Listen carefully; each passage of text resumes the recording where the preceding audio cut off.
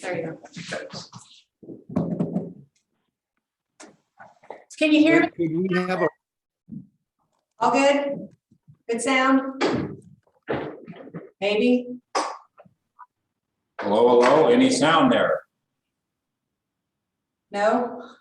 Now we lost everybody. I hear you. Oh, well, So you can hear me, huh, Larry? How about Paige? Yes, I can hear you. all right, guess it's just me. I can hear you, but once you start talking, it kind of breaks up a bit. So Okay. It still breaks up. it's not yeah. the volume, it's the quality. Connection. Well said.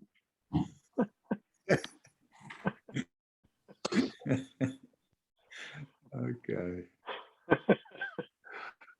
All righty, we have a roll call. Jessica, are you doing that? Sorry. A roll, Yep. Committee member, Carrie? yes, can you hear me? There. Yeah, it's gonna take a little practice. Well, I think we're working with. Come on over here next to me. How about now? Can you hear me? Anybody? I think, That's better. okay. Well, let's do committee member Kiesling. Can you hear us, Steve? Boy, this- I'm here, but boy, it's terrible. The sound is really horrible. I think it's our connection. I can see committee member Hall, committee member Pruitt, and we have committee member Hart. So we've got 4 out of 5. And Okay. All right, Larry, why don't you do the Pledge of Allegiance? See if I can remember it. No. Ready? I pledge allegiance to the flag of the United States of America and to the republic for which it stands, one nation, under God, indivisible, with liberty and justice for all. Great. Okay, are there any agenda adjustments? Okay, any public input? All right. So the agenda hasn't changed much, and part of it is because we might as well just go through and keep a checklist going. I'm sorry we didn't have a meeting last month. There was so much in transition, and but anyway, it's now time to get back at it. And we have a real problem with the audio come from Richard, and well, just bear with it. But Richard, I just want the Weed Whacker Wednesday or whatever it is. I know you're really connected with the parks, and just an update of what's going on from your end would be helpful to start. Fire season is over. And with that said, with fire season being over, we will be able to return to having work groups in the park where we're running power equipment. Not sure if it's going to be on Wednesdays this year. There were a lot of people who didn't like the Wednesday thing, but we'll be starting new groups on it, and as well as some of the other areas in here. We will be forming work parties over the next week or two. I will be going online with the Friendly Chatter page and my page, trying to get lists of people who want to volunteer for the weed whacking, blackberry abatement, and for the graffiti.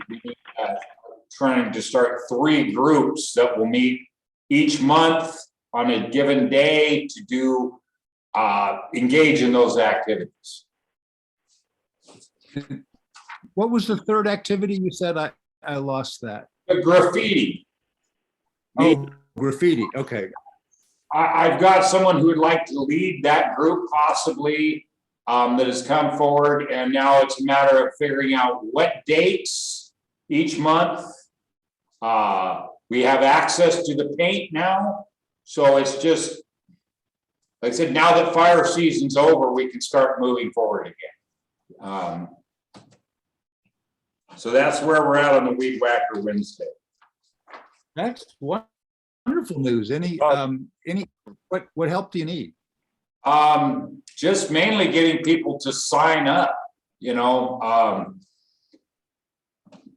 trying to find someone for each one of there's three, possibly four different groups that I want to get started, each one acting independently, have them be able to set the dates and times that are best for their group to do the activity involved.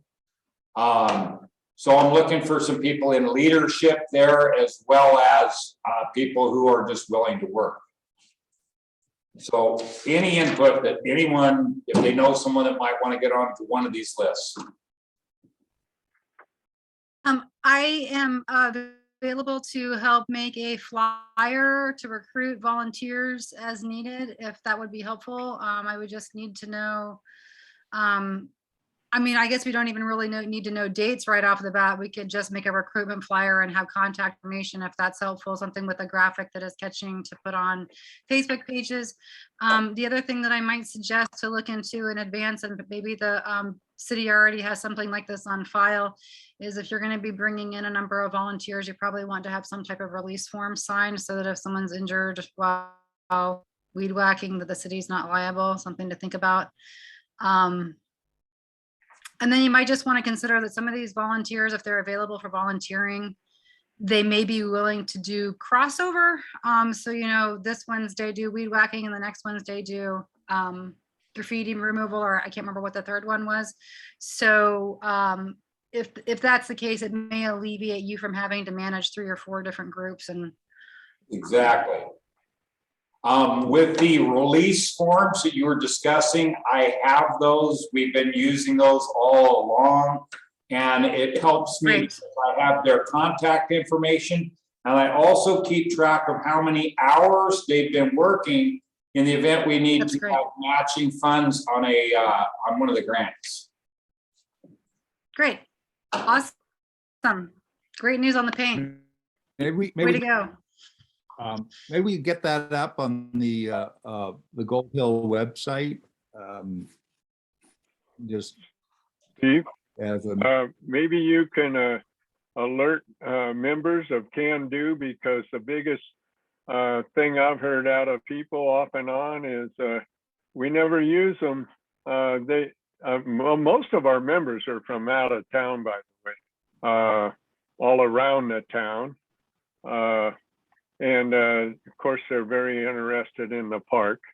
And if you could, you personally, so we make sure it gets done, put that on a Can Do thing that we can alert some people. Maybe we can pull some people out of there and start getting them to work, because otherwise they're not too sure what Can Do is all about. And I don't know.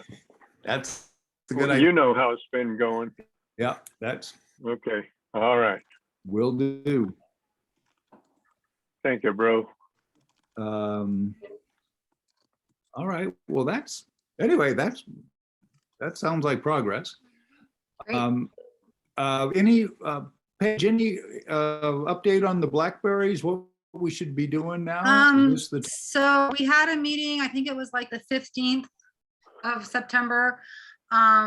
Jerry, Jessica, and I met with Clint Nichols from the Jackson Soil and Water Conservation District, and Nikki Del Pizzo from Loma Katsi, who had met out there at our initial meeting. They came back to look more closely at the footprint of the area that we had ODF fund the prior blackberry removal, and expanding along between that area down to the river to look at making a plan. The Soil and Water Conservation District again, has the resources to fund and the capacity to make a plan for us. They plan to utilize existing work that they are doing with the Bear Creek Restoration Initiative and other communities along the Greenway so that they're not reinventing the wheel. Kind of looking at it in zones for what might be future recreation or what might be mowed versus what might be left to have native species replace the blackberries that are removed. The long story short of that is that a plan is going to be needed in order for us to find funding. It will be really helpful when grants come available for us to have that in place. They're looking at doing a 3 to 5 year plan on what that will look like. Lomakatsi has indicated, which has changed since the first time we met when they were just kind of exploring. They did indicate that they're interested in making this one of their priority projects once they have the capacity, which means they would have equipment and be able to organize work crews to come out and do some of the work. Again, we'll have to have funding, but they have the expertise on doing that. And then additionally, yesterday, through my jobby job with the state, I had a meeting about Senate Bill 762 and the implementation of that. But I did ask specifically about how that might be applied within Gold Hill. Senate Bill 762 allocates $220 million towards a variety of wildfire preparedness and resilience programs that's being organized by the Oregon Department of Forestry mainly, along with the Oregon State Fire Marshal and the HEC, which is the Higher Educating Coordinating Commission. So the Oregon Department of Forestry has a couple of programs. They are now in the planning phase where they are determining priority areas, project criteria, eligible applicants, and activities that are going to be fundable. So it's still unknown whether or not Gold Hill will even fall into a priority area. But that is one potential source of funding is directly through ODF Forest Restoration and Resiliency Investment Program. Also, the Oregon State Fire Marshal has another $25 million for a community risk reduction program to do wildfire fuels reduction in at-risk communities. And I think those can be more vulnerable communities like ours, and maybe with less financial resources to do projects like this. And then the Higher Education Coordinating Commission is managing $10 million to support a youth corps, a new youth corps, which is reducing wildfire risk within communities.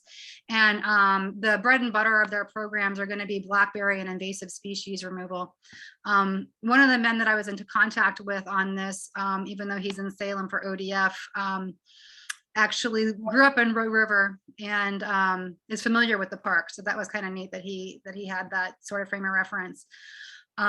So I have passed that information along today to the Soil and Water Conservation District and to Lomakatsi so that they can incorporate the advice that I was given by Oregon Department of Forestry, in particular, that some of the projects that they will be more likely to fund are going to be projects that are involved on a landscape scale with other federally owned public land like BLM. The Gold Hill is directly adjacent to BLM, so that bodes well for potential large scale projects. So I just advised the Soil and Water Conservation District to highlight that in any plans they put together. Another thing they're going to be looking for is if there's housing adjacent to the project, which we do have. So those were two pieces of advice that I picked up yesterday from the Oregon Department of Forestry, potential funding. That funding is also separate from the Oregon Department of Forestry funding that we received last year to do the work that we had done, the work that they had funded to do. And so that's potential funding that we still need to go after. That's probably less administratively involved, smaller chunks of money, but less work to do to get a hold of it. So, and short-term availability, so we should still pursue that as well. So Wow. that's amazing. Yeah. Well done, but Now, so there's a plan that's being developed now with. So the Soil and Water Conservation District, which is funded through our property taxes, has the capacity this fall to develop a project specifically for that end of Gold Hill Sports Park for wildfire fuels reduction, basically blackberry abatement.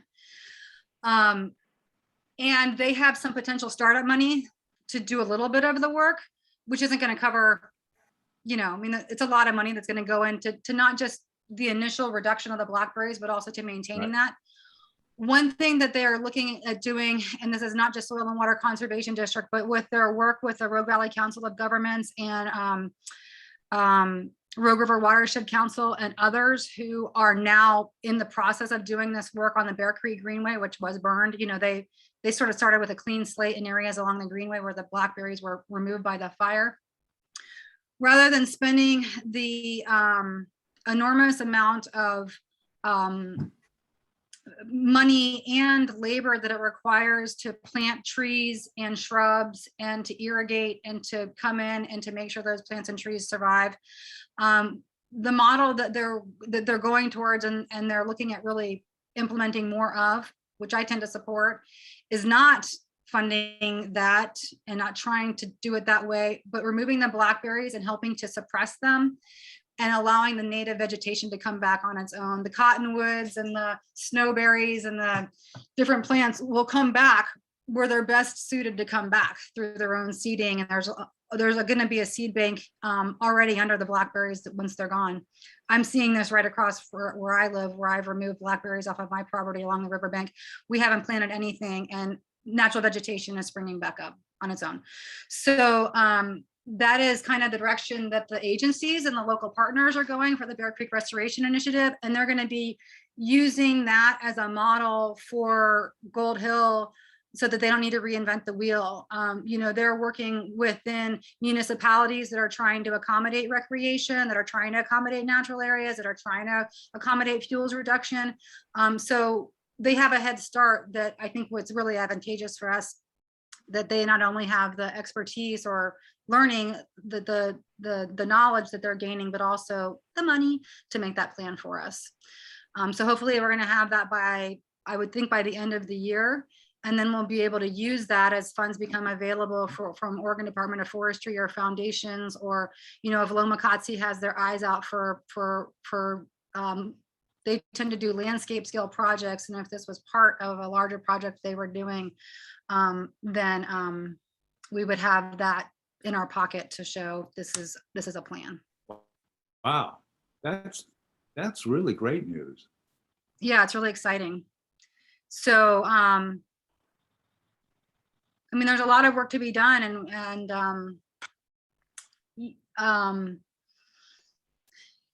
I'm also hopeful that as these dollars become available, if the city does not have the capacity to write grants and to administer those grants, that we could maybe access those skills and resources from the Rogue Valley Council of Governments,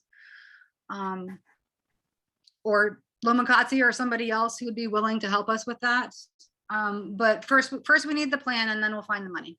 Okay, and you can stay on top of getting that plan done. Do you need Yeah, I just reached out to Clint today with the new information, and I saw him at another meeting last week, and I think he's actually excited to work on this because it's something different and outside of his regular projects. So as space opens up, he's working on it and should be have something to us by the end of the year, I think. Awesome. Yeah. Well, well, that's great news. Along that line, Jerry, are we likely to get that excavator? Is the city going to get the excavator with the forest mulcher thing? Yes, we are. do we want, It's budgeted. It's just a matter of making the purchase. Okay, because I think that's going to be a big, in terms of things that we can do or to help this process is having that machine. So We're also to find funds to purchase a mulching attachment for that, so we can expand the use of it. Awesome. Okay. We'll go with the skate park update. And I'm not. Larry, do you want to speak? I'm not sure what if we've got any. You know, some of the things that we mentioned last time too, we have a whole list here of things we've all kicked around and worked on. It's getting time to get these things finished to make some decisions. We don't know financially where we're at on, I'm talking more on everything. The roofs being, it looks like everything here comes under. Skate park, I don't have any more. And the last you and I talked, you had checked on some stuff, but I really don't have, I haven't done any more on it. But we got to pull some, I lost one of my ear things. We got to pull some buttons here and start making it happen on the roofs and everything, graffiti, which Yeah, Richard. let's just stick with the skate park for the moment. Okay. And one thing that came to mind is we have that event coming up. There's some women's group of skaters that's doing an event there. Can Do is pitching some money to, and what, anyway, that is an active group that's doing their second event. And I'm wondering if we could get them take over, like doing the sealing of the, getting skateboarders to actually seal the concrete. And they already have a group, so maybe that would be somebody we could pass that along to. Good idea, but remember, we weren't sure that we could put stuff sealer over paint and everything else. I mean, we're Whether just it would hold. where it isn't painted. There's not too many spots that hasn't been painted, especially in the bowl. Yeah, the bowl is that's. Again, but that's a good idea. I think it's a great idea. But I didn't even know that the ladies were going to have an event there. Yes, Halloween, I think. Oh, wow. Does there need to be any level of know-how or skill set before just putting sealer on there? I think the seal. Is it an okay project for novices? Yeah, the seal I mean- is kind of as I understand it, is a no-brainer to in terms of just you spread it on. Yeah, it's you put on, but it's not a. And if it, we're running out of opportunity this year because of the weather. Right. So I don't know, but I'll talk to. I think I have the woman's contact information, so I'll track her down and see if that would be something she might be interested in. I looked at shade structures, the shade sails, and that could be nice. But I'm also, they might get destroyed by if anybody starts painting on the sails, that's a complete disaster. I think. So it's Depending, Stop. if they're high enough up, they still will cast shade, but not be able to be painted on. If they're 8 or 10 feet off the ground, you can't get them to paint them. So, yeah, that's true, out of each of the spray cans, but anyway, I think we don't want to spend more time on this right now. It's just There it goes again. Yeah, exactly. You'll ask the same question next time. But I hear what you're saying. I don't know. I think the key is if we could find a group like this group that's doing the event to adopt the skate park at some level and start helping us out, because Well, we need kids involved in this too. yeah. That's So the thing. And number one. I think we can do that. So I'll reach out to the skate, to that group of skate Okay. people. Oh, and a page, just before I forget, there's a cookout at the water treatment plant on Friday that the fire department guys are going to be at. I heard about it from Tony, and I know Joel from Can Do is going to go. Larry, you going maybe? Yes, I'm going. And Paige, since you're really up on the fire thing, you might, if you have time on, it's Friday noon at the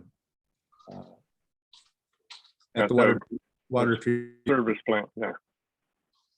Not the waste treatment plant, though. Water treatment. What are you cooking? I'd go, but I'm going to be out of town. But anyway, I'm just throwing that out. I'm gonna try to make it. So park host update. I know there's been discussion from the city council about that, and so maybe it's out of our hands at this moment, which would be fine with me. But Okay. Can we get an update on where it's at? Well, I think it's still an evolving thing. And what the latest is, I'm not exactly sure, but the good news is that there has been a significant decrease in vandalism of the bathrooms because of the park host there. But there's been a lot of back and forth about what the area should look like, and then You're not coming through. oh, sorry. Anyway, part of the question is how safe that spot is for the person who is there. Because right now we have a single female who's by herself out there, and so I think part of the setup that exists is kind of made sense for that, because she has a dog, and it's fenced. The dog's in the fence, and so she has a certain level of safety. But then the other question, in a more traditional park host where you have a lot of other campers around, then you have it set up differently, and then you have the trailer facing, the door facing the public. Anyway, it's a. Go ahead. I talked to her the other day, and she did have an incident, and you probably heard about it. I don't know, but she told a guy he needed to move on or something, and he was kind of a transient, and then he made some sexual remarks to her, and she's a pretty gutsy gal, but she's not stupid. You know what I mean? It was like, okay, so she called the police. She should have done that before she confronted the guy. Maybe we were talking about it, but I told her under no circumstances do you confront anybody, get the police out there.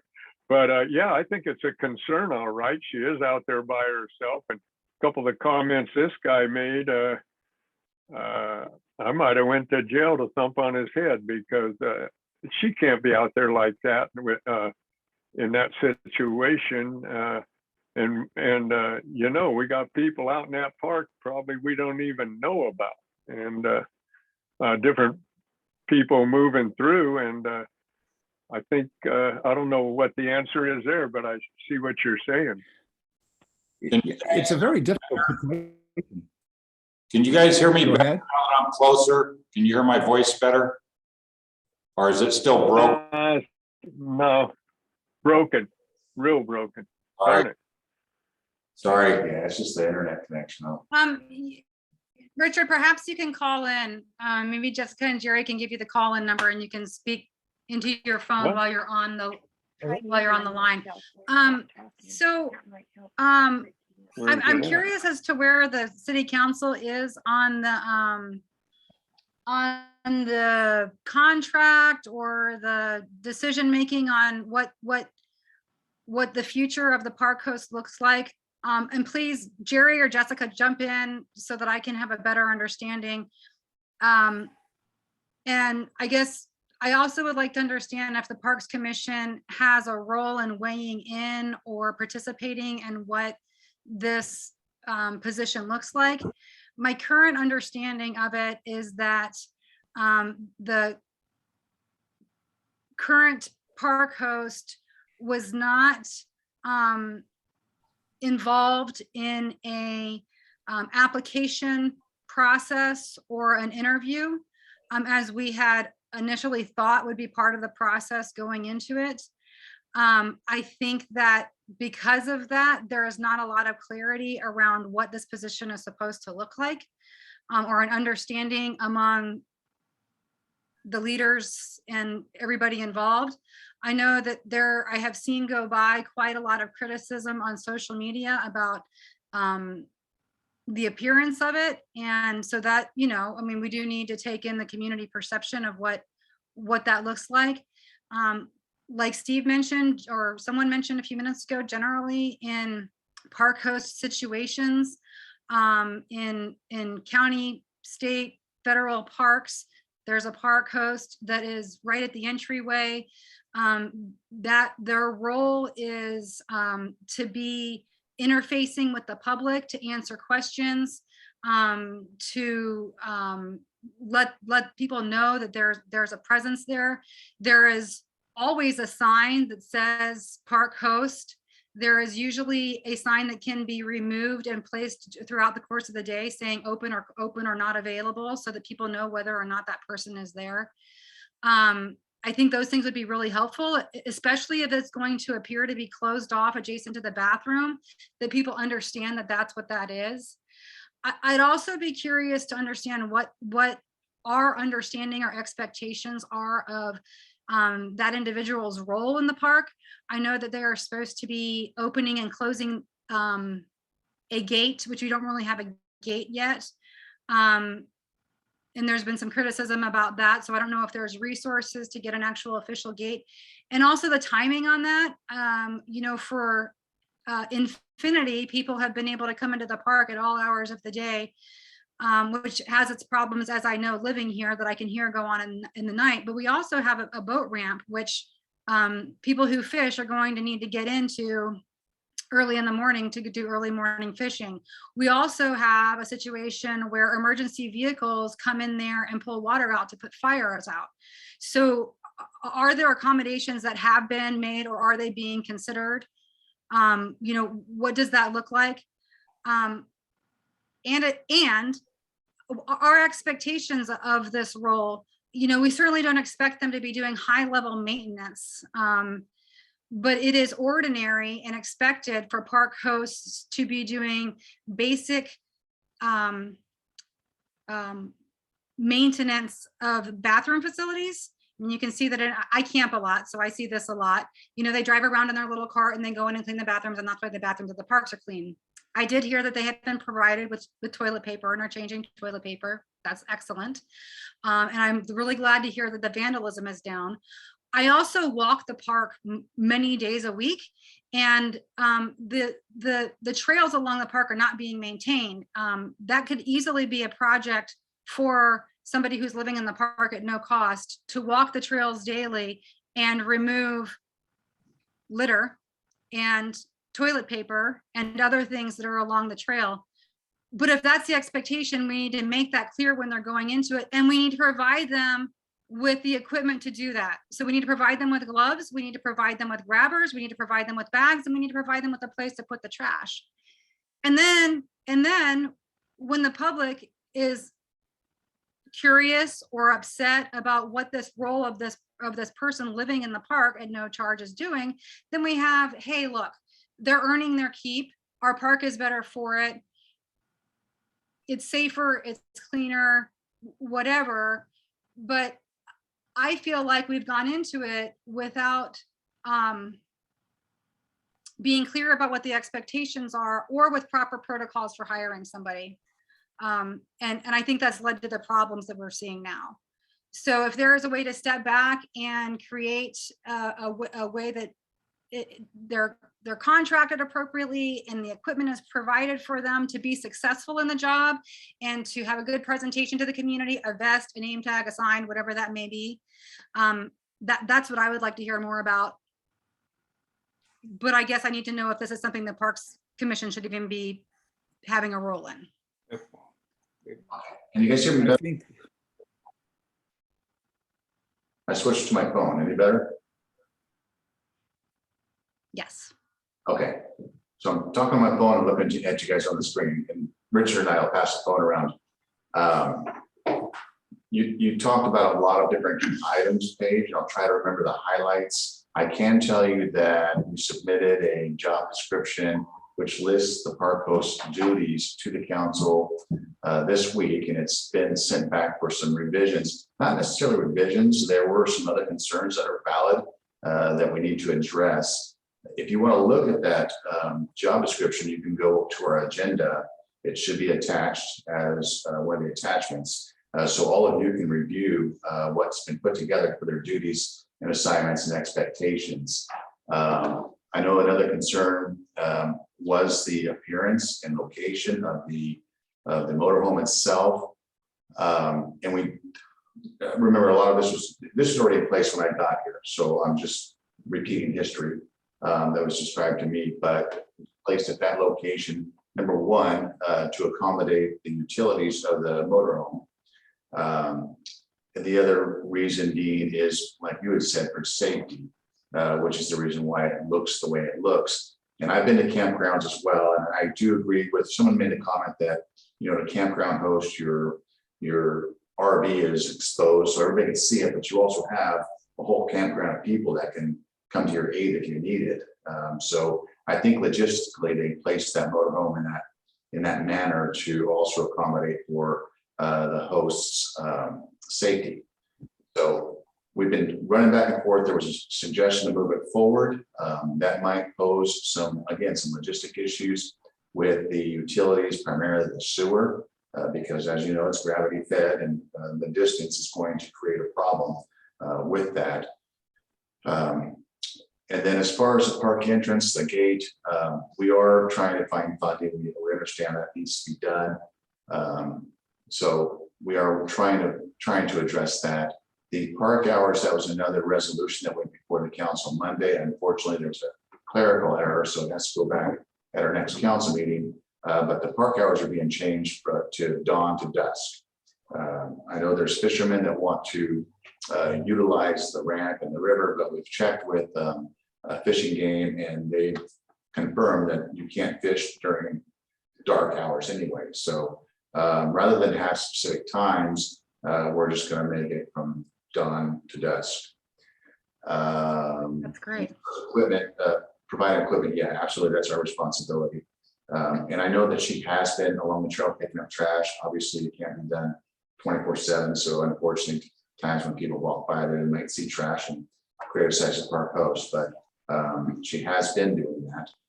Maybe not as frequently as desired, but she has been doing that. As far as the selection process, it's my understanding that when the park host was brought up, it was staff's decision just to get somebody out there because it was a busy time of year and we just wanted a body out there. So there wasn't an interview process, and if the council desires us to go through a process, we will certainly do that. Again, I'm coming in 11th hour, so I'm trying to address the concerns as well as move this forward. So hopefully I addressed most of your questions. Yes, is it possible to ensure that she's going down the dirt path and not just the bike, to make sure that not only for litter removal along the beaches that tend to collect a lot of garbage, but also just to be eyes and ears about where there is nefarious activity or people camping. You know, I think that's in my mind, when we started talking about a camp host being there, that was kind of the bare minimum of what the expectation would be. This is not just the bike path, this is the park as a whole. You know, that's part, the trails are critical for keeping clean. And they're also where more of the vandalism tends to happen. So certainly that's where the fires have happened. 2 of them anyway. So there's that. And then I guess the one other thing, I'm less concerned about the positioning of the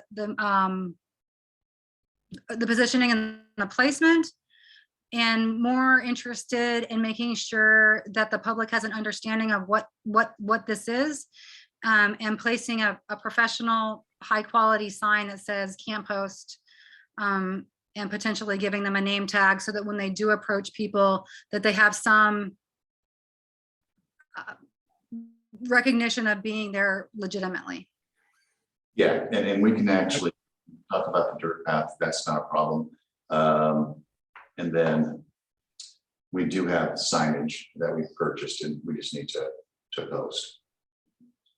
And as Okay. hours, I'm being reminded that, and again, this was submitted to the council Monday. It was not voted on, but those are the recommended hours. I'll let the council discuss what the hours that they want. It's at their leisure, and staff will take direction from the council. Yeah, I think dawn to dusk is a great idea. Whoever's idea it was. Good idea. This, Paige, I certainly understand what you're saying, and we kind of, this whole project got launched maybe in a suboptimal way. I mean, it wasn't planned out very well, but it did happen. And one of the things is that a lot of the situation was pretty unpredictable. I mean, we weren't concerned about, you know, the safety of the person there. And even now, I know that a sign was made and it has hours on it, and there's some fear about posting out, you know, making it obvious that the person's not there, and then she'll get her place robbed.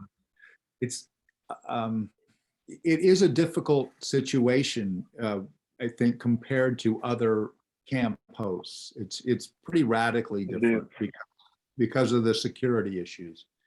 And so it's, I think this kind of discussion is really important, because we're in the process of figuring this out. And there has been a noticeable improvement, and you know, that's really good. The other thing that's changing is that it's getting more difficult to force out the homeless, because if you displace a camper, I guess it's now required that you provide them a place to go, which we don't have.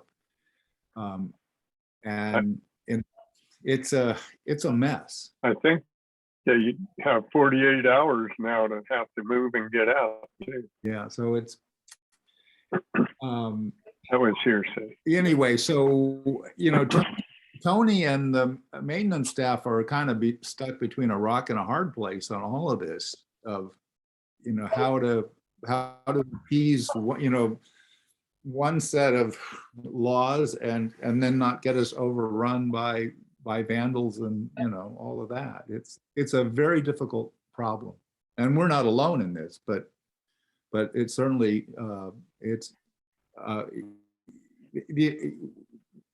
the thing for us to keep in mind is this is a very difficult problem, and we've just got to keep adapting and coming up with creative solutions, because that's where we are.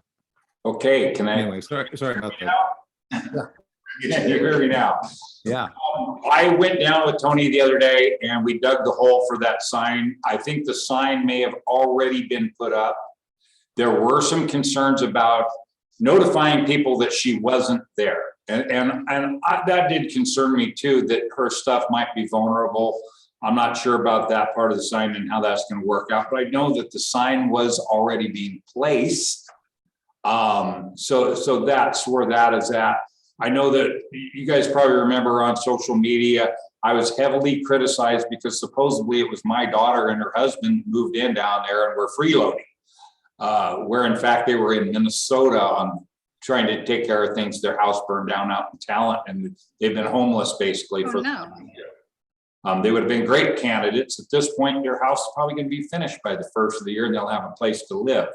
But there are some concerns there of letting people know that she's not home. Or I was somewhat concerned about that myself, but the sign itself is in place.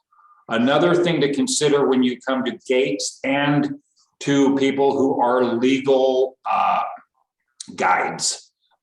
Through Fish and Wildlife, I have keys to Denman as well as several other locations where I'm able to get through locked gates, but I have to go and apply, leave my name and information, what vehicle I'm going to be driving. So in the event I have clients that I need to get on the river and by the time you unpack all your stuff and get the boat ready and then get them in the boat, it might take a half an hour before sunup when you can actually get them in there and fishing.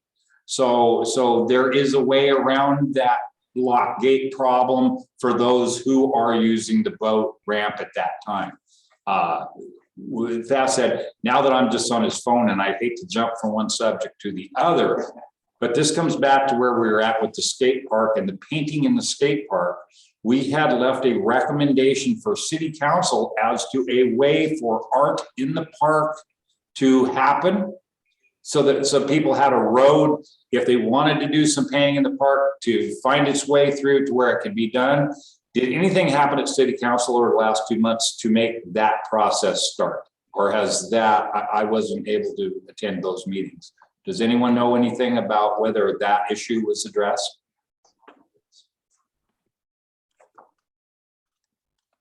Not to my knowledge. Okay, so obviously, probably not. We'll have to send that recommendation back to city council because that is an important thing. During the winter, we're going to have less tagging probably, but as summer comes, people are going to be painting the skate park probably again, and we need to have an avenue for them to either do it with our blessing or to have it removed immediately because it doesn't fit in the criteria. So that is something that has to be jumped, and that, I hate to back up to that, but that all is part of this whole same thing. Was there any other questions that you guys, while you can hear my voice, want to ask? I'll give you the phone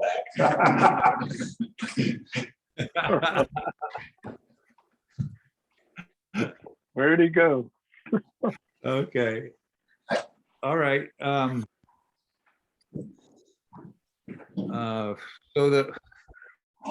Graffiti. The graffiti update. I guess. So We spoke on that talked about pretty much.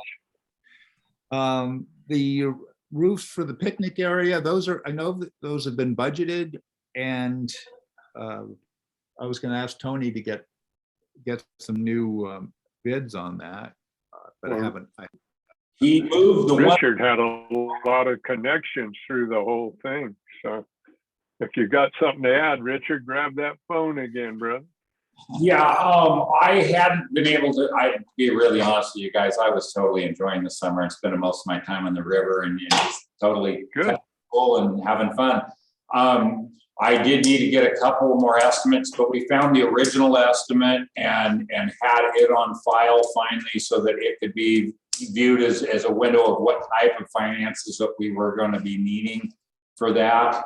So that's, like I said, I can still, if you guys would like, before next month, get some more quotes, but it is something that we got to get on fairly soon.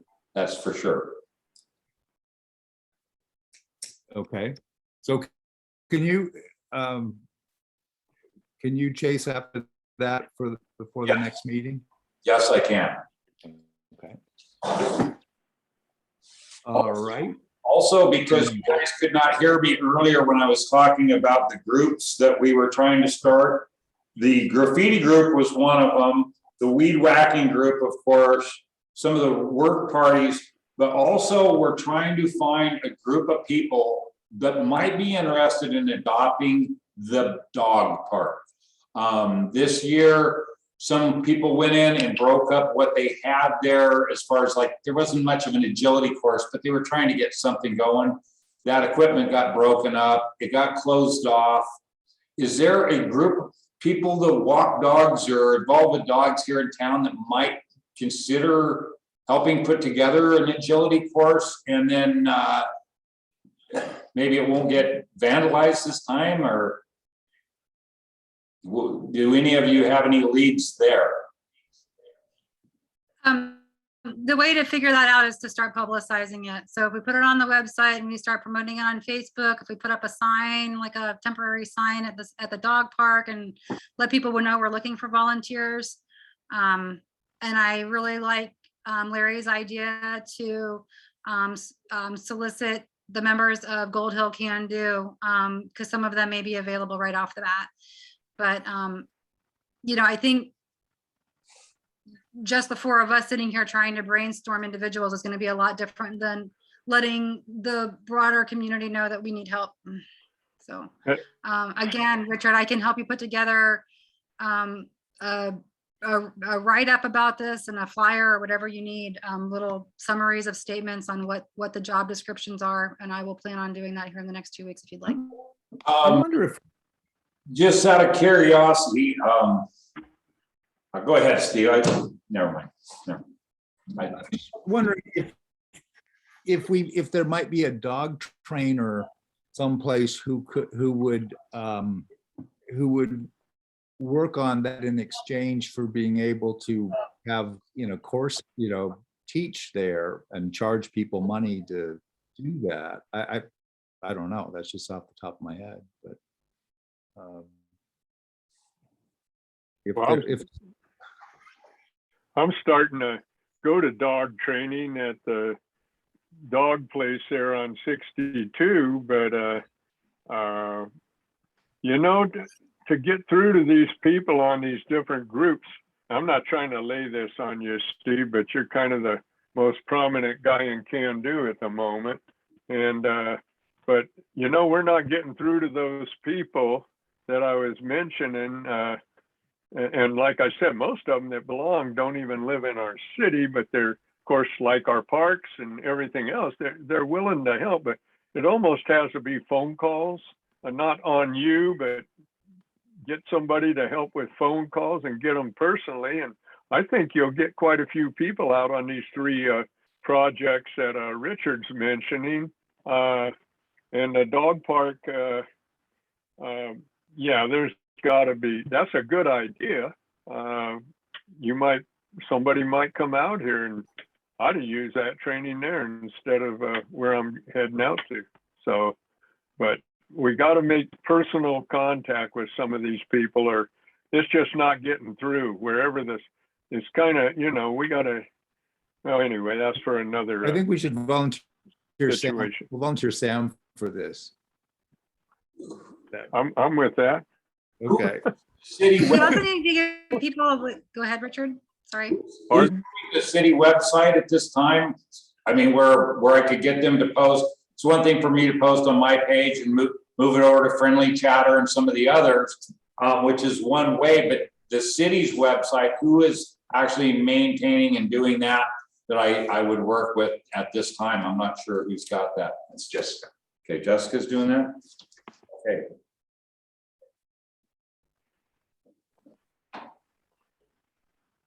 Okay.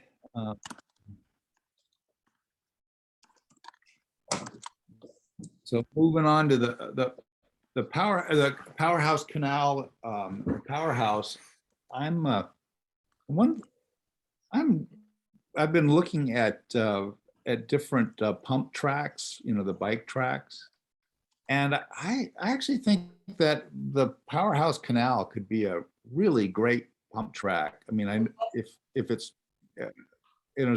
starting from the upstream end, we could, clear paths through those blackberries and dump some dirt in places and just make an amazing track because of the sidewalls of the canal, and carve into them. And if we get this excavator, I think we could actually knock one out pretty quick for not much money. Are you thinking of a mud track or I mean, that thing fills up with a lot of water sometimes. I think at the upstream end, we'd be okay. I mean, it's where they dumped all that fill. Yeah. Yeah. And it's, it's a weird place because it's an illegal diversion. There was plans to fill it in when they took the dam out and they didn't spend the money. So anyway, if we can figure out a way to use it, I think we'll be okay. And we can also get rid of the blackberries in the thing, which is the fire hazard. So Well, it definitely could be very unique. It'd be pretty cool if we could get it to the point you're talking. yeah, I mean, I'm really intrigued. I mean, I think it could be fun, so I'll explore that more for the next meeting. Steve, have you thought about reaching out to the groups that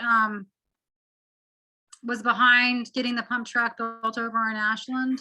Yeah, that's one of my thoughts. Who I hate to mention his name, but who might know and actually wanted to build a BMX park in the sports park was your neighbor, Dennis. And I wonder if it might be possible to get him to do something that was not, that was actually helpful in the world. I'm interested in working with people who have done this before and have a passion behind getting projects like this. I mean, when the skate park was done, that was done really well because there was a full bore effort to hire professionals who built a really unique and attractive skate park that is great for kids and adults who want to skate. People come from all around. If we're interested in building a pump track, I would personally be more interested in doing it slow and methodically with a plan and partners who are really interested in finding the proper funding to do something really well than to just get it done quickly and have something that's not going to be awesome like our skate park. So, starting with the Rogue Valley Mountain Bike Association, I think it is, RBMBA. Yeah. Who's done this before and can, help with designs. The more we can access people who are experts and passionate about these things, the better off we're going to be. Yeah, I think that's true. And it's, part of it, the first question is to spend more, I've got to walk through the thing and see how much we could actually, how doable this is. But I think if it is, just because of the nature of the shape of this thing, it would be a pretty awesome course. It's something that mountain bikers would get excited about because nobody else has that that length of bowl to work with. I agree. And I will pull up the email that I had sent to you all with pictures of pump tracks and stuff, and I'll send that over to Jerry so he can see what we're talking about. Okay. Yeah. That's great. And if my contacts over at the mountain bike have fallen through, but Give me a yell when you walk through that, Steve. Testing and walking through that. I would also put in a plug for while we are developing a plan for eliminating and managing the vegetation in that part of the park, a 3 to 5 year plan, that now is the time to be thinking about incorporating that, because that's the kind of thing that the plan will involve, is not only just looking at removing blackberries, but a plan for recreation and potentially what it could be, so that, again, when we have potential sources of funding that come up, we have a plan that says, and we officially planned, a pump track, and we have these potential partners who would be interested in helping with design or recruiting or soliciting funding, writing grants, that sort of thing. Yeah. Okay. Gold Hill is not going to be able to do all of this on its own. We need partners. No. You're absolutely right. So anyway, we'll make do some more exploration and reach out to the Rogue Valley Mountain Bike folks and, see if we can get somebody to, see if we can hook somebody into wanting to jump on this. Because if we can, I think it could be a lot of fun. It would be a nice feature and it would be a good way to, in these pictures of the pump tracks that I had sent to you all prior, I sent that email on May 5th. You can see that some of them incorporate in the natural features of the park. It's not just a complete, in other words, there's trees around and there's Yeah. viewing spaces and there's benches. It's not just you rip everything out and you put in a bunch of decomposed granite with paths for bikes. It's actually incorporated into the beauty of the park in some cases. And I think that's what I would like to see. And that's what I would hope we'd want for our park. Yeah, I think you're exactly right. I mean, it's you could do a minimalist, a green pump track rather than just another bit of landfill kind of thing. So, yeah. So Okay. if you could send those pictures back around, that would be great.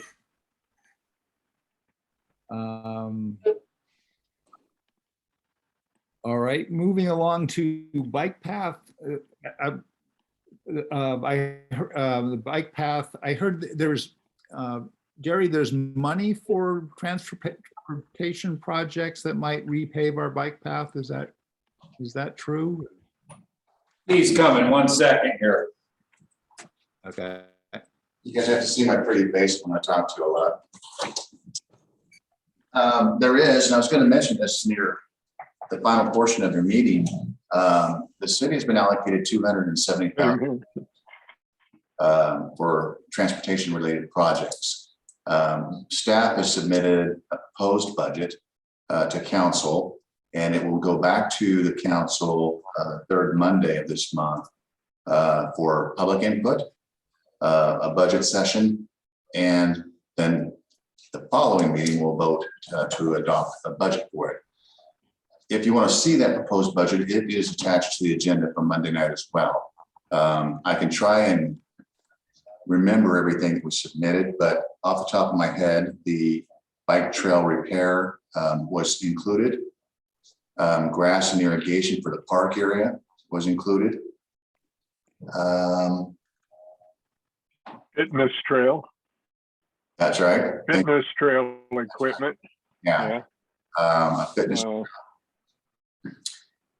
And then we included equipment for staff, and then we have a repair that needs to be it's not budgeted. We have to make a repair, so we either have to pull a loan or we can use some of these funds for storm drain damage that I want to get done before winter.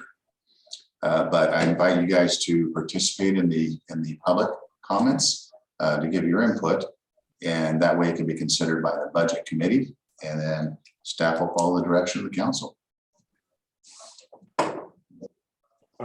Being you brought that up, I was kind of waiting for the end also, because on the 18th, council's having a workshop. Is that correct, Jerry? That's correct. And that's what it is. It's for this transportation money. Yeah. Now, do we need to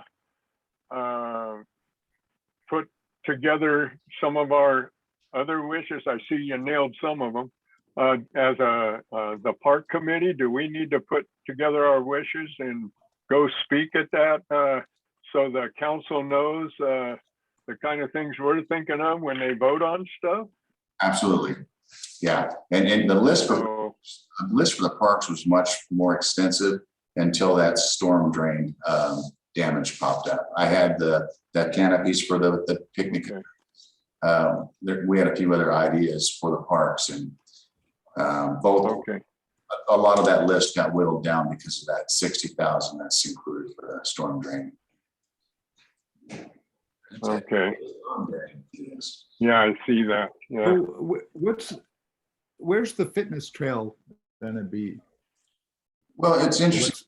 Paige and What's I, up with, we did a walkthrough of the park and we walked along that trail and we talked about a learning trail, which would have pedestals that may provide information. You know, as you look out, you would read about that particular area. And the conversation moved into a fitness trail where you can actually stop, do some calisthenics. Some of them have balance beams, pull-up bars, dip bars. It's just equipment that's placed along that trail so people can do more than just walk. It's, you know, it's popular in a lot of communities. The trail is perfect for it.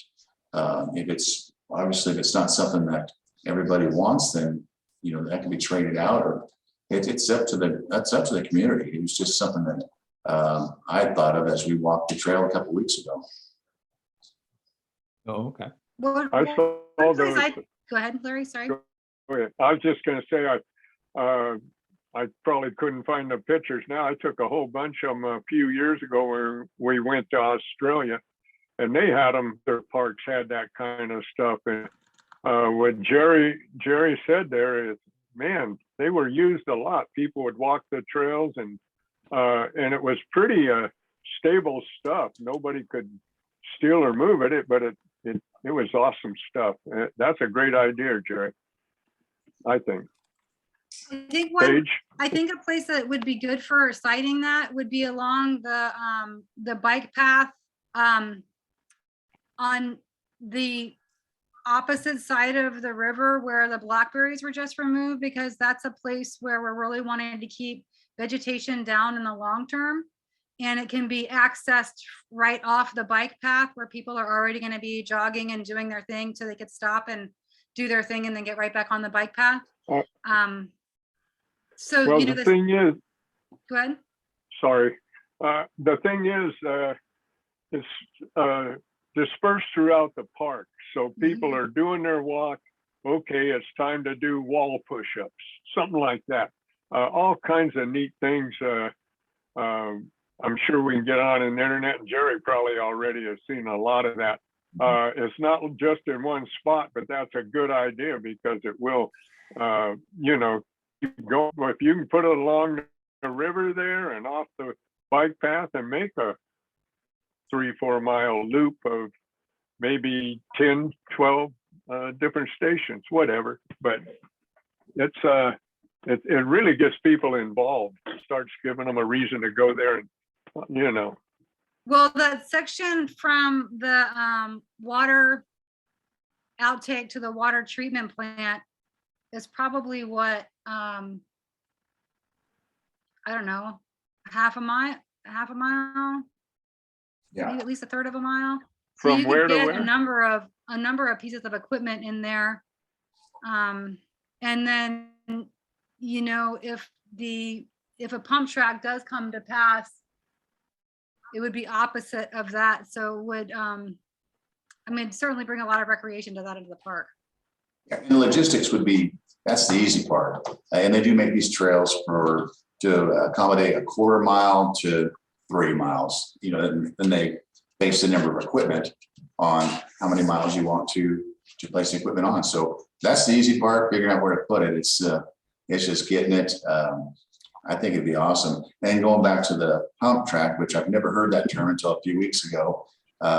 You know, in the last city I was in, they did the same thing for a skate park. They got Tony Hawk Foundation. They got different foundations to participate in the construction of the funding of this skate park. So I think it's a wonderful idea. Yep, agreed. So, so is everybody, it sounds like there's a general consent about. That means, Sorry. well, I wouldn't know. I'm pretty computer illiterate, you know. There consent about having, you know, if that having these exercise stations would be a good thing. Is that we basically support? I mean, there are other things we could look at. I mean, there are lots of things we could do, but that's it. This equipment, the equipment that Jerry's talking about in most cases is not very expensive. It's a matter of like I said, you can put up a wall and people can do wall push-ups or stepping up and down steps, all kinds of different things. That'll come with research and stuff, but it's there for good. It's not like it's something that's going to deteriorate. It's fun stuff. It's not like you go out and lift a bunch of weights and things we all did in our youth. So it's a great idea, I think. And well, we took pictures of water features and kids playing in the water in parks and stuff. They're kind of way ahead of us in some of those. Answer that phone, brother. Anyway, I think it's a great idea, Jerry. That's good.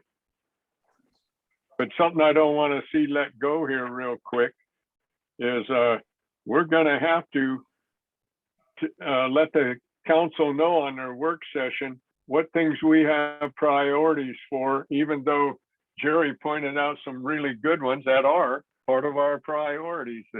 The bike trail repair, fitness trail, and grass and irrigation at the park. Now, years ago, we had a Ideal cement plant. The guy said we could have all the fill we want. It wasn't dirt. It was a lot of other stuff there, but we filled in a lot of rock area there, like where the dog park is, all that. And another couple and Carol and I started soccer in Central Point and Gold Hill. So we needed a place to play soccer. So we filled that in, had dirt brought in, same thing as Richard's good at getting people to help in different venues. And we ended up having sprinklers out there, which I would love to see all that area, sprinklers replaced out there by the overheads where people have the birthday parties and stuff. That was all grass at one time, and it was awesome. So when people bring families there or young kids, and we even used to have a couple of softball teams of mixed men and women with your husband and wife or boyfriends or whoever. And it was very well attended back then, and just from having grass. Yeah. So anyway, I'll shut up for a while. Irrigation's on the list, as I believe that's what Jerry said. Oh. Yep, it is. It's on the list. So do we need to go to the meeting? And what do you think, Jerry? To the work session? I think any participation is great. If you guys support it, I think that's awesome. If you have other ideas, I think that's awesome. I didn't make these decisions in a vacuum. I involved staff. Obviously, they've been here much longer than me. I relied on Tony to talk about the needs out there. So we tried to be as inclusive as they could within the staff at the staff level. But I mean, if the committee supports what's on there, that's helpful. And if the committee has something, it's pick and play. We can adjust amounts. I agree. The fitness park, it ranged anywhere from 6,000 to 40,000. So I kind of went middle of the road because I want something that's going to last and look nice. But it's completely up to the committee. Well, we'll have public input to consider for sure. So all you can do is throw our hat in the ring and see where we end up. And that's a good point. So what do you think, guys? Do we need to attend that meeting? And just shortly, we have anything else we want to put on the agenda beside the bike trail, fitness trail, grass and irrigation at the park as far as dealing with money? Or are you? I thought in the past we had identified our priorities as getting the We did. getting the bike path repaved and getting the roofing on the pavilions and repaired or repaved, and getting the roofing on the pavilions on the Oh, yeah. pavilion. And I can't remember what the third one was. Maybe it was the skate park. The skate park resealing. Yeah. Yep, and you're right. I think, and it's not mentioned on there because we were always kicking it around. We thought it was going to be easy to get people up. Richard had connections that some of them, I imagine, went by the wayside since then. But yeah, if we lose those, 3 roofs there or whatever, they're still a very repairable. What's under them is in good shape. I think I went under there, but it's getting to where it's going to start getting critical to. So that's something we should mention about new roofs. What do you think, Richard? I will attend that meeting on the 18th if you'd like me to, and I will push that as much as I can because it is, I think we already know that the money for the bike path, that's right on the top of the list. The funding of that type of grant is specifically for that type. We know that that's going to happen. We don't need to personally push that, but we need to keep pushing on this roof thing. If we don't, by spring, those things are going to be building from the ground up again instead of being able to salvage the roofs. Yeah. It's just, I agree. we've been discussing it for over a year. Yeah, okay. Yep. So I just want to reiterate, and especially since Jerry is new, that some of the things we've talked about in the last year is identifying the priorities. And I thought that we had sort of come to a consensus that we need to focus on maintaining and repairing and upgrading the things that are falling apart before we put a whole lot of effort into developing new parts of the park with the limited funds and resources that we have. So, I would just like to call attention to that again. While we have a lot of really great ideas with the pump track and with the exercise thing, we also have a park that's in need of major maintenance. We have the powerhouse that's a liability and an eyesore for not only our community, but for everybody who uses the river and passes this way.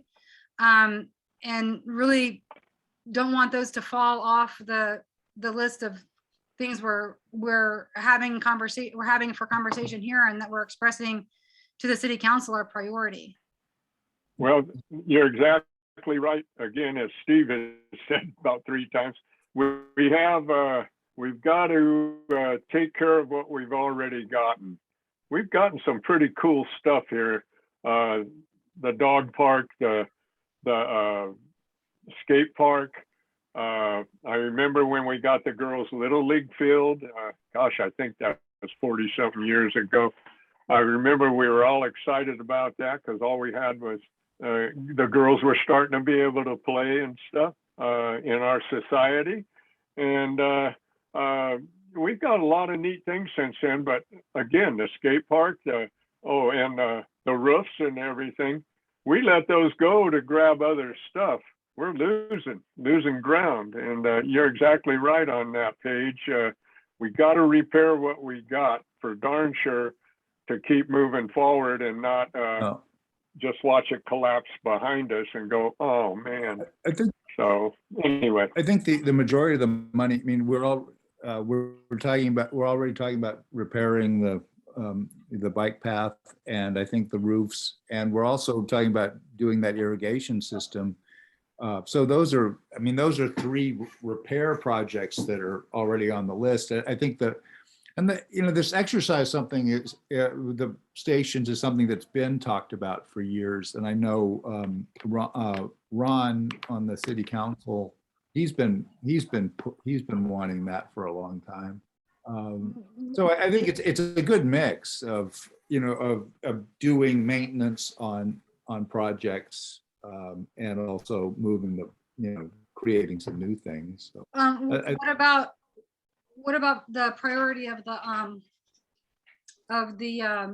powerhouse problem? Well, I think the thing about the powerhouse, and I think that's something that's beyond the scope of this grant. I mean, but it's also something that's very grantable once we figure out exactly what we're going to do. So I think in terms of this particular pot of money, Oh, okay, all right, I'm with you on the pot of money, the separate, okay. I'm not saying let's ignore the powerhouse. I'm Okay. saying, no, it's the thing is, it's like figuring out the pump track is a way of dealing with the canal. And we have to, we need that same thing. So we've got to figure out what the powerhouse is. And when we figure that out, then we figure out how to fund it. Because I think it is fundable. And, it could be a coffee house for this billionaire who, in Grants Path, or who knows, but something, it could be something. So at but- our last meeting, again, to kind of recap what we've talked about and bring Jerry up to speed, in our most recent meetings, one of the ideas that people seem to grasp onto was figuring out the asbestos problem Okay. that is there. And instead of tackling the massive project that is removing all of the remnants of the former powerhouse, really focusing on the building itself and taking down that top layer and leaving something that can be more of a platform for people to look out over the Yeah. river, something that's not an attractive place for people to congregate and hang out and do graffiti and drugs and all other kinds of things that are going on over there. And then there's another idea, potentially turning it into a rock climbing wall. Yeah. But, I thought again that we had talked about and kind of had consensus on looking at how to make that happen, like starting to identify funding sources for addressing the building only. Correct me if I'm wrong. But, and chipping away. If the pump track thing happens, that will sort of address all the other area at some point, but the building itself is really where the liability and the eyesore are. Yeah.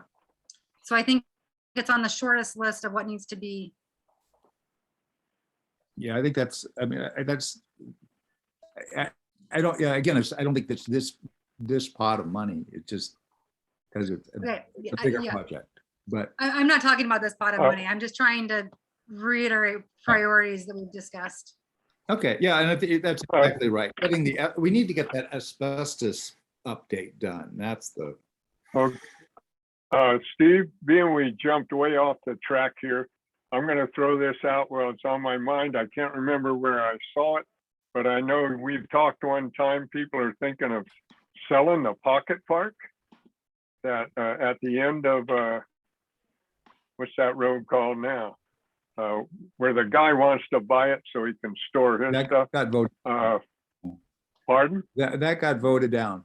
Good. Because we can't start, I don't need to talk to him because this is also for future people that are on the Parks Committee. After we do all this other stuff, you don't give up a lot on the water, that's the cities and the parks. You just don't you never get it back. What's $100,000? I'm not being cavalier, it's nothing right now.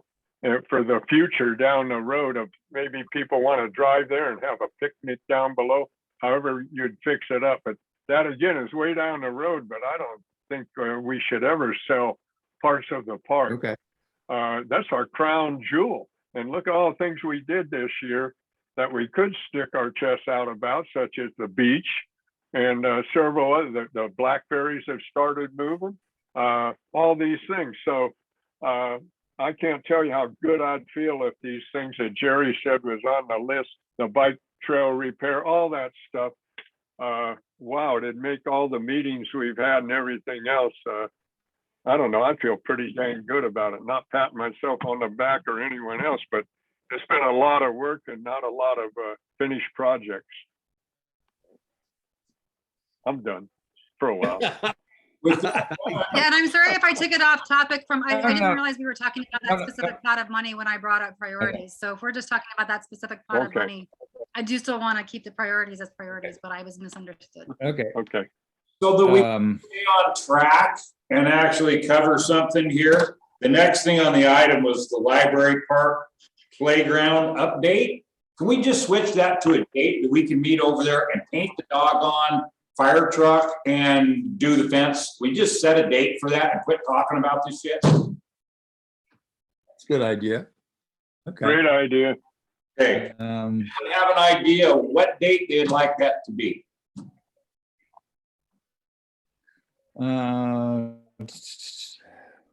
Well, the end of next week. End of next week, so you're saying next Friday or on the Um, weekend? Let me see. Let me just make sure I'm here before I commit to anything, but,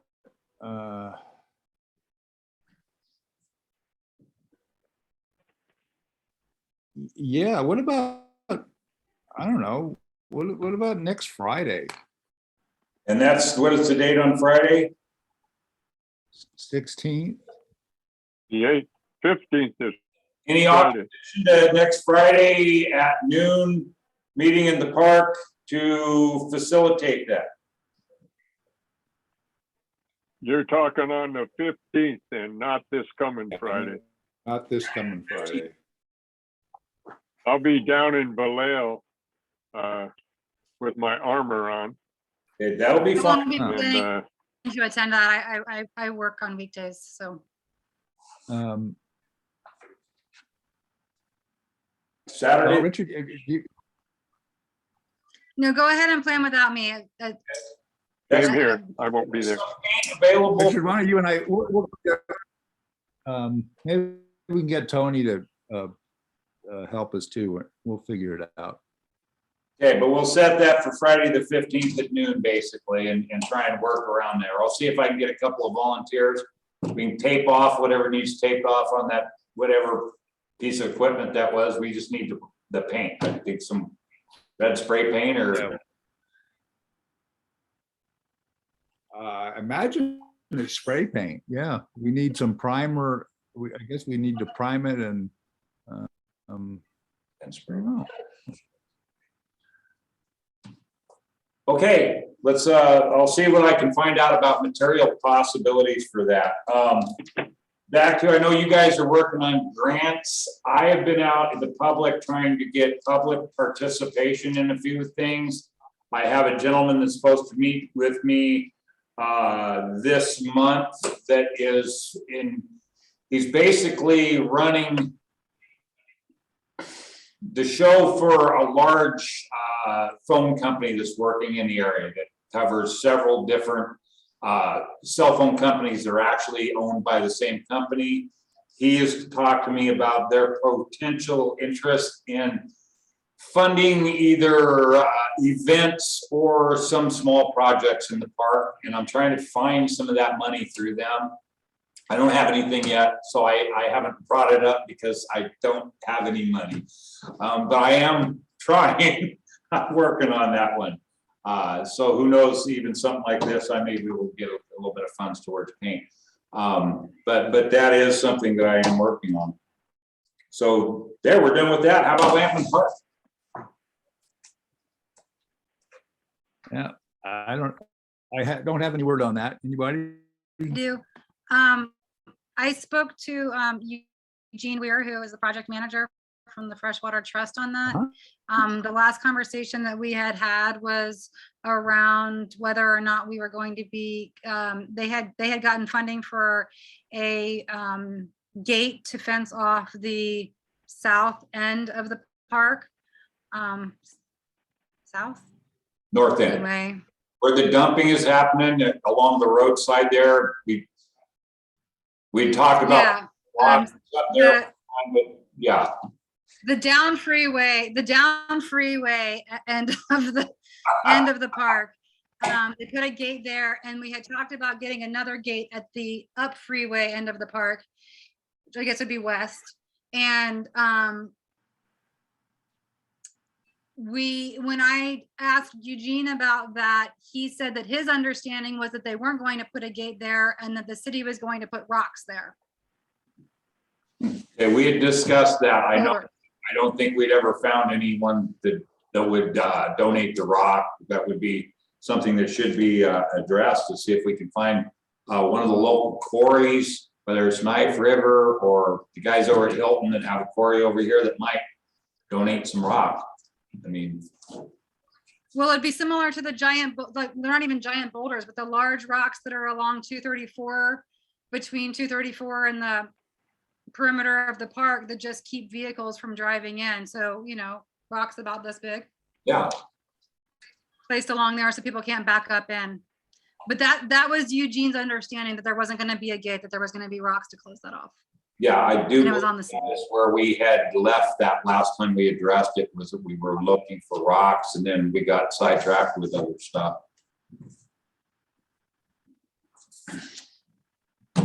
Anyone want to phone the quarries? And how much does it cost to buy like 20 rocks? Rocks are pretty. They're spendy. Yeah, the Hilton, the one rock I found at Hilton he wanted $800 freaking for it. I'm sorry, I could not afford it. It's so beautiful. It's big enough to lay out, maybe 2 people lay on, perfectly flat, 3 feet thick and about 8 feet wide. I love it, but I'm not paying anyone close to $1,000 for a rock. He wanted it by the pound, and I felt that was just They unacceptable. pay, yeah, Yeah, just by the pound. That's right. yeah, it was ridiculous. Yeah, it's just Where it's at. a scam, I tell you. Whitewater Park update, Steve? Nothing to report at the moment, so Okay. still, still swimming upstream. But Other items? Eh. Other items. I think we're making progress. Boom? What was that? Who did you say, have I met? Who? I didn't catch quite what you said last.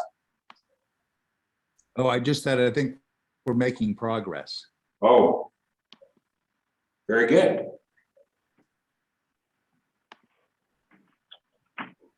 Well, if we come to conclusion on a few of these things, that's going to be awesome. Okay, and so the city council meeting is what day is that? The 18th? 18th, Okay, the 18th. great. Yeah, 6 p.m. That's a work session. And Richard's going to work on it. Is that Zoom or in person? Zoom. I didn't understand what he said. It's a Zoom meeting. Oh, I don't know. It is. Sherry might know. Yeah, That's Zoom. that's what Jerry said. It is a Zoom meeting. Okay.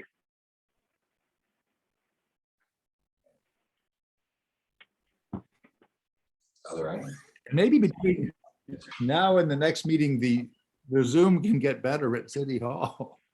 I really think it's bandwidth. I don't know if there's anything we could do unless our internet provider provides a package that has a higher bandwidth. I think we're working within the constraints that we have here. Okay. I'm wondering if it's not just a bad connection today, because it hasn't been this bad before. Yeah. No. I didn't- All righty. Paige, you have my head spinning from all the information you gave us today. That was awesome. That Thank was you. awesome. And I wanted to It thank was awesome. myself, Paige, you've really been stepping forward and helping us so much.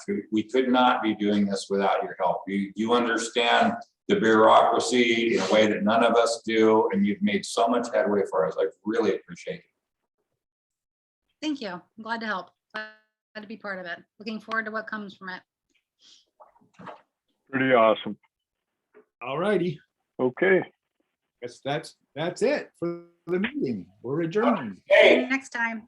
Adios. Thank Bye, you. everyone. Bye. Oh, don't forget, Friday at noon, they're cooking hot dogs and hamburgers up. Oh, Those that can make it. All righty. All right, Bye-bye. thank you. I don't know how to turn this off.